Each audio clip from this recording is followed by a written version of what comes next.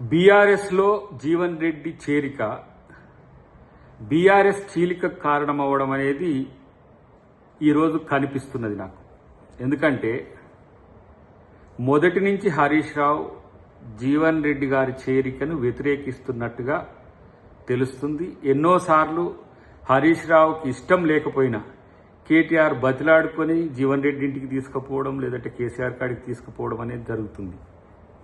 కానీ ఈరోజు జీవన్ రెడ్డి చేరిక రోజు ఎందుకు హరీష్ రావు రహస్యంగా ఢిల్లీకి బీజేపీ నాయకులతో వెళ్ళినట్టుగా ఒక అనుమానం ఉంది. ఈరోజు ఢిల్లీకి వెళ్ళింది దేనికోసం? బీజేపీ పార్టీ నాయకులతో కలిసి వెళ్ళిపోయినట్టుగా చర్చ జరుగుతున్నది. రెండవది, ఆయనకి ఇష్టం లేకున్నప్పటికి కూడా బలవంతంగా జీవన్ రెడ్డి గారిని వీళ్ళు చేర్చుకోవడం, వాళ్లకు ఐరన్ లెగ్గా జీవన్ రెడ్డి కల్పియడం అనేది కేసీఆర్ కేటీఆర్ పట్టించుకోకపోవడం అనేది కూడా ఇదొక కారణంగా చెప్తున్న పరిస్థితి.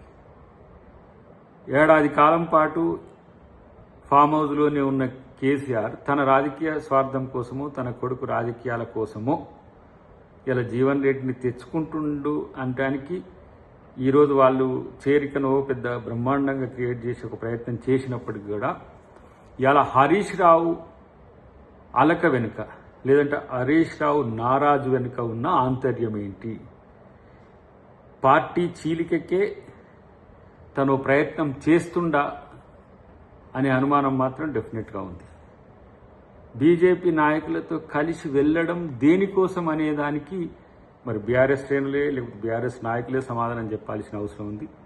ఒకవైపు ఏమో కవిత తన ఇంట్లో నుంచి బయటికి వెళ్ళి ఒక కొత్త పార్టీని పెట్టుకొని హరీష్ రావునే టార్గెట్ చేస్తున్నది.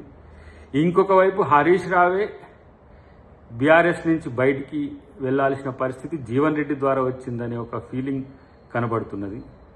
ఇలాంటి సంక్షోభ సంక్లిష్ట సమయంలో కేసీఆర్ తన రాజకీయ ప్రయోజనాన్ని జీవన్ రెడ్డిలో వెతుక్కోవడం అనేది ఏ విధంగా ఏమంటాము వాళ్ళకు వర్కౌట్ అయిద్దో కానీ డెఫినెట్గా జీవన్ రెడ్డి చేరిక బీఆర్ఎస్లో చీలిక కారణం.